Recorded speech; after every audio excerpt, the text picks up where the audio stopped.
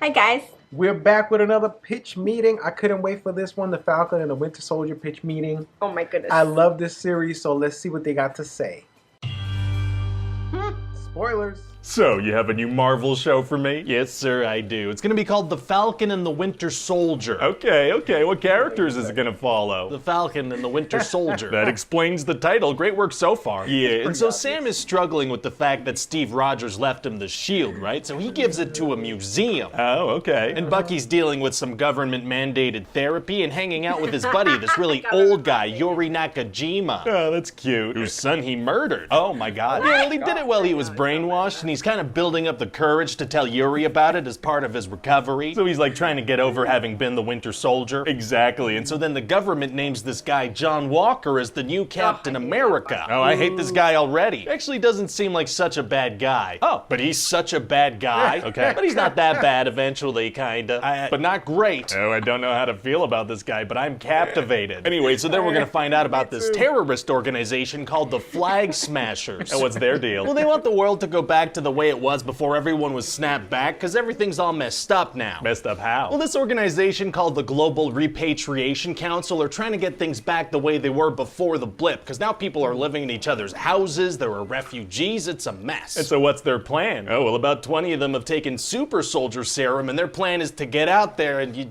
go get it done. What? They're gonna head out there, go get it all taken care of. I don't get what? Listen, sir, they have a vague plan. Probably I'm gonna need you to get all the way off my back about what it is exactly. Oh, okay, let me get off of that thing. Anyway, so their leader's the surprisingly young lady, Kari Morgenthau, and she wears a mask and she's like mean, but you kinda get where she's coming from. It's just that her methods are questionable. Oh, sounds a lot like that Enfys Nest character from Solo: A Star Wars Story. Oh yeah, I guess it does. Well, we'll make sure to make it different enough. Okay, good. Who should we get to play her? How about that Enfys Nest actress from Solo: A Star Wars Story? Oh yeah, she's great. Good call. Great. So what's her deal? Why does everybody look up to her? Well, because she keeps saying things like, our movement is strong. Okay. It's time to make ourselves heard. All right, is she like super charismatic or something? No, she just quietly says vague things, and everyone's really into that, apparently. Well, okay then. So what else is going on in the show? Oh, well, we're gonna tackle some really important topics like racism in America. Oh, we are? Yeah, we're gonna have this whole storyline with this old African-American super soldier, Isaiah Bradley, that the government did tests on. Really heavy stuff. Wow, yeah, important stuff to tackle for sure. Yeah, also Baron Zemo's gonna do a little dance. What? Well, we gotta balance out some of the heavier stuff with some lighter stuff, so Baron Zemo's gonna hit the dance floor. Okay, what's Zemo doing in the show anyway? Well, Bucky and Sam realize they need his help, so they break him out of jail, and he's much sassier now. Well, great. Yeah, so they head to this city called Madripoor, because they want to find out where the super soldier serum's being made. Right. And while they're there, they're gonna meet Sharon Carter. She's from the movies. She is, and there's this mysterious person in Madripoor called the Power Broker, and we don't know who it is. Is it Mephisto? What? No. Sorry, I'm still a little riled up from the WandaVision pitch. No, this Power Broker person seems to be a very influential person in Madripoor. They're pulling a bunch of strings, they have crazy access to stuff. Okay. Anyway, so Sharon Carter seems to be a pretty influential person in Madripoor. She's pulling a bunch of strings, she has crazy access to stuff. Oh, so Sharon is the Power Broker. What? No. Yeah, I feel like with the clues you've laid out, though, it's not. Nobody knows who the Power Broker is. Like, it's pretty obviously her, though. Also, Zemo's gonna put on his purple mask from the comics. Oh, why does he put that on? Because it's gonna look good in the trailers. Can't argue with that. And so the Flag Smashers, they start doing really intense stuff, like they bomb this GRC headquarters place, kill a bunch of innocent people. Oh. Carly straight up calls Sam's sister and threatens his nephews. So she's like full-on evil. No, actually, we're gonna act like she's misunderstood. I don't know, seems pretty intense. Yeah, we're gonna act like she's misunderstood. If you say so. So eventually her and the Flag Smashers are gonna fight against Walker and his partner Lamar, and we're gonna see that Walker's taken some super soldier serum. Oh, he has? Yeah, and one of Carly's people is holding Walker because their plan is to stab him to death because he's a symbol, but then Carly accidentally kills Lamar. Oh no. Yeah, so then Walker runs over to Lamar and the Flag Smashers, they all run away. Well, why don't they finish the job and kill Walker like they were trying to do? Well, because this part of the scene is over, so they scatter. Oh, okay. And then Walker gets all mad and he kills that guy that was holding him so Carly could stab his heart. Okay, seems pretty reasonable. It's not actually, because the bad guy was down and a bunch of people were watching. Right, yeah, no, killing is bad, but Bucky and Sam have killed bad guys too, right? Oh no, they do for sure, but this guy was down and he was like, please don't kill me, so it's different. Maybe some of the people Bucky and Sam killed would have said that too if they hadn't died so quickly. I guess we'll never know. Because they died. Because they died, yeah. So then Walker gets fired as Captain America and he starts to make his own shield. Oh, I bet that's gonna come into play later. Yeah, no, not really though. It gets smashed immediately when he starts fighting with it. Right, that wasn't vibranium. I guess that makes sense. It's just kind of a metal circle, really, but we're gonna hype it up in a post-credit scene. Sure, why not? So Sam is gonna start training with the real shield, you know, how to lodge it into things, how to make it bounce and come back. Yeah, how does the shield work exactly? Well, it works however I need it to in whatever action bit I'm writing. Okay, great, that makes sense. So anyway, by the finale, the Flag Smashers are gonna have a pretty clear objective. Oh, they are? Yeah, they're gonna kidnap a bunch of GRC senators so they can't pass a resettlement vote. And so Carly sets a truck of hostages on fire. Okay, so we're done trying to paint her in a sympathetic light, right? No, we're still trying. She's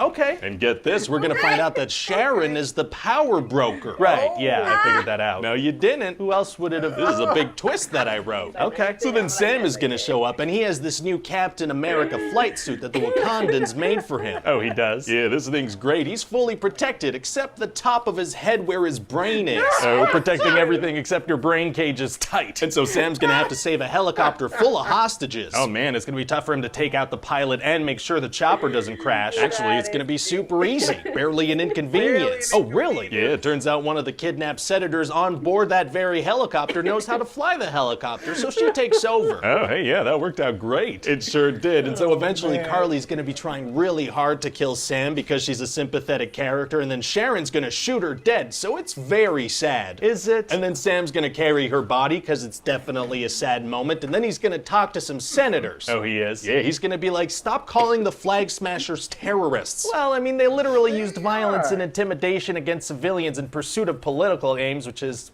you know, the definition of terrorism. Yeah, well, Sam's gonna tell them to not say that, and then he's gonna keep lecturing them for 4 to 5 minutes. Okay. And one of the senators gonna be like, okay, but logistically, what are we supposed to do here? And Sam's gonna be like, do better, Senator. Oh, you know, that does sound like it's gonna help a lot. It is. Wow, wow, wow, wow. And so then Sam's gonna make sure that Isaiah's story gets told. Nice. And then Bucky's gonna go talk to Yuri and tell him what he did to his son. Oh, it's gonna be nice to see how that plays out. Then we cut away. Oh. Yeah, we get out of there fast. Kinda wish we let that moment breathe. Nope, I'm already gone before we even get to see the moment I've been building up to all season. Okay. And then during the end credits, we're gonna have the title card say Captain America and the Winter Soldier, so that's gonna be a nice moment for Sam, you know? Hasn't Bucky's whole arc been about not being the Winter Soldier anymore? Yeah, I guess I could have changed his title too, huh? Whoops, whoopsie. So what do you think? Well, it sounds great. I'm just not sure about that Baron Zemo dancing thing. That seems like a weird thing to include. Well, I keep seeing this gif of Thanos twerking online, so I feel like the internet's really gonna like it. Okay, I mean, we can include a second of it, and if people want more, we could release that online.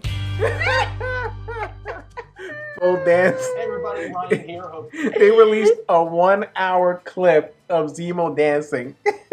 Incredible. And then we did our own challenge. I know, we of did. Zemo Check dancing, it out. Check it out. which has a lot of views already. Really? Yeah, we danced all over the place. Oh We my went God. all over New Yeah. York, Long Island. It was funny. We did food shopping, clothes shopping, dancing to Zemo. K testing. We had a good time making that video, actually. Yeah, Go yeah. check it out, guys. Yeah. So anyway, this one was really good. They brought up some excellent points, even though I'm a huge fan of the show. At first, I wasn't sure how I felt about the show, but it really grew on me.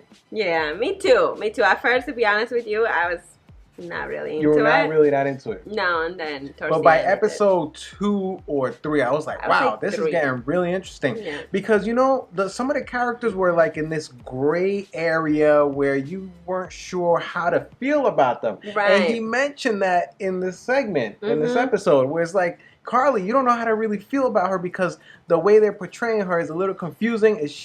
Are you supposed to sympathize with her? Is she just a full-blown terrorist? What is their plan? Exactly. You know, you really didn't know what their plan was until like the end of the season. I was always confused about them. Like, Otherwise- it's either they're good or they're bad. Like, I didn't know how to feel about them. Right, because they you know, they painted them as kind of terrorists, but what are they trying to really accomplish?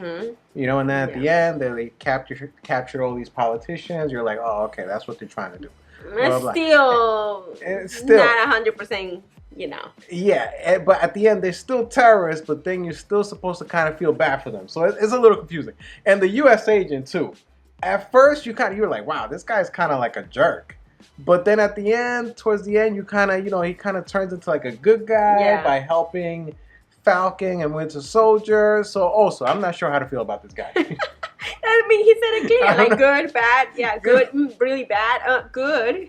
My favorite part about this is like Wakanda gave Falcon a new suit that protects everything except his brain. Which is like, and the fire scenes that he has. He's bulletproof everywhere. Like except his head. Yeah. Come on, man. That was such a good point. I never thought about that. I know. Because even regular Captain America wears a helmet. You know what I'm saying? Falcon is protected everywhere. But his head. But his head. But like the top of the head, which is like the most dangerous part of your body. Yeah. And at the end, the end credits, they called it Captain America and the Winter Soldier. And this whole series, Winter Soldier's been trying to change that. Exactly. They should have named it the White Wolf. And the White Wolf. And the White Wolf. Because, they're coming out with a Captain America 4. Ah. And I'm not sure what the story is going to be about. They already announced it. They're working on it. So, this Captain America... Is the real Captain going to be in it? I don't know if it's just going to be this Captain America or Sam or Steve Rogers. Wow. I'm not sure if he's going to come back somehow. Come back, as a younger Captain America again. Who knows? He's going to come back from the moon. Supposedly this whole series, that was like the inside joke that he was in the moon somewhere. Anyway, guys, he's like, I want to see more of Zemo. They need to have Zemo in another movie, in another show, somewhere. He needs to come back. Zemo is the most, nonchalant character. Like, okay, I got out of jail. I have all these contacts. I have all these houses, all these places to go. Private this, private that. Like, so he's so cool. He's super cool. Because right now, at the end of the season, he was chilling in jail. Yeah. How long he's going to be in jail? Not for very long. Not long. I'm sure he's well connected. Yeah. He's going to be in jail for like a day or two, for like the weekend. And then he'll be back in a mansion somewhere, dancing. Anyway, guys, thanks for watching. Let us know what you think about this episode, what you think about the series. Did you enjoy it? Did you like this more than WandaVision? No. No? Mm-mm. To me, it's a tie. I really can't. Really? No. I really enjoyed both of them. I just think that WandaVision was one of those shows that at first it started so different from typical Marvel. It was more like a sitcom show. It was very creative. And it was so creative how they went from that all the way to how it ended. Oh, man. And how they put everything together. It was just like, it kept you like, oh my God, it's crazy. You're absolutely right. I feel like every episode of WandaVision, it transformed from one thing to the next. Mm-hmm. It was like a totally different show from one episode to the next, which was amazing. Yeah. Amazing. Anyway, guys, thanks for watching. Subscribe if you like these videos. See you guys in the next one. Peace out.